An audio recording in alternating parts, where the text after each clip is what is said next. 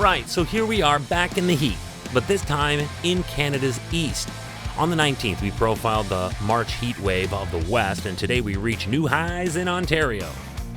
Hi, I'm Chris May, host of This Day in Weather History, a podcast from the Weather Network in Canada.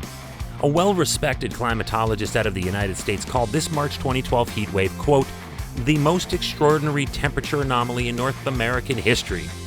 Whoa, that's pretty heavy, man. It happened this day in weather history. This heat wave was off the charts, like off all the charts, in every conceivable way possible. Let's look at this. It packed intense heat. It covered a huge area at once, and it lasted a long time. Along the way, it beat every previous temperature record where it affected, and after a winter that had everyone talking about how mild and dead it was, that was all forgotten when this set in and stayed. There were record and near record-breaking temperatures all over most of the continent. As a matter of fact, when I opened up calling the area covered as huge, what I should have said was, this heat dome covered 2/3 of all of North America. Yeah, this was no wee little anomaly. Some of these records that were obliterated had stood the test of time dating back to the start of record-keeping in 1948. This massive and long-lasting heat event went on helping make for the warmest month of March on record across the prairies and in the Great Lakes and St. Lawrence Basin. By the time mid-March had rolled around, temperatures had soared throughout central and eastern Canada, with many cities registering the kind of weather that you would normally see in early summer. I remember not complaining about it one bit, but others did not see it that way. It was simply too much, too soon. So, what happened? There was a large center of low pressure that was situated just northwest of the Great Lakes, while a strong stationary area of high pressure was entrenched in the east. These two rotate in opposite directions, and with the low counterclockwise versus the high in a clockwise flow, they effectively acted like two gigantic gears, drawing on Gulf warmth that is in place about now, of course, but also generating a large pressure gradient at the surface that allowed for a consistent moderate to light wind from the southwest for more than 2 weeks. It was like a furnace being put on low for a long, steady time. So for this event, the unseasonably warm air continued to funnel between these two massive gears, this low and this area of high pressure, all the way from the Gulf of Mexico deep into Canada, leaving temperatures as warm in Kapuskasing, northern Ontario, as they were in Corpus Christi, Texas. But remember, I also made a quiet mention of the lack of winter leading up to this, and this plays in here in a big way now. With no snow on the ground, the warm air had no competition for temperature moderation. Normally, it would cool in the snowmelt, but this did not happen. So instead of losing energy to snowmelt and ice that would thaw at the ground as it travels north, the air was able to maintain its heat instead.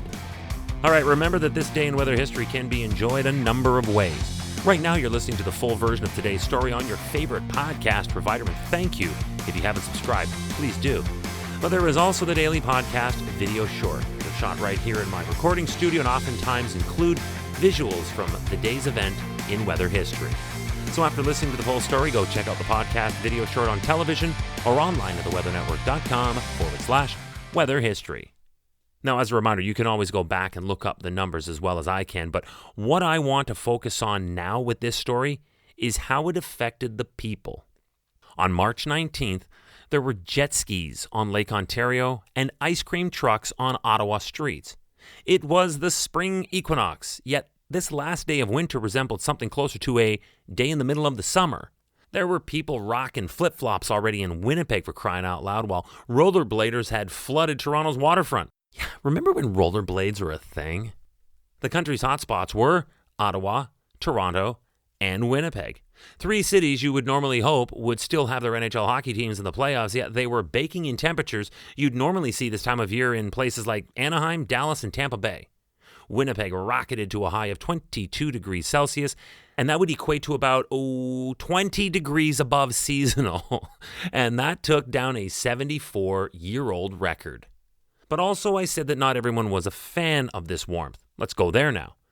You need a good freeze-thaw cycle for maple sap to flow from trees, and the maple sugar industry, as old school as it is a massive global industry, and this record warm March cut the maple sugar season short in Ontario and western Quebec.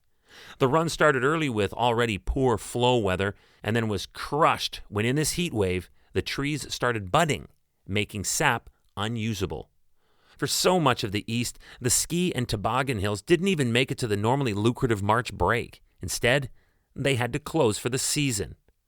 There was flooding in Quebec, ice jams in New Brunswick, and you had to know that this was unsustainable. So when the eventual frost crossed the region in April, it all but ruined the entire fruit crop. It was as awful as it was awesome. This day in weather history.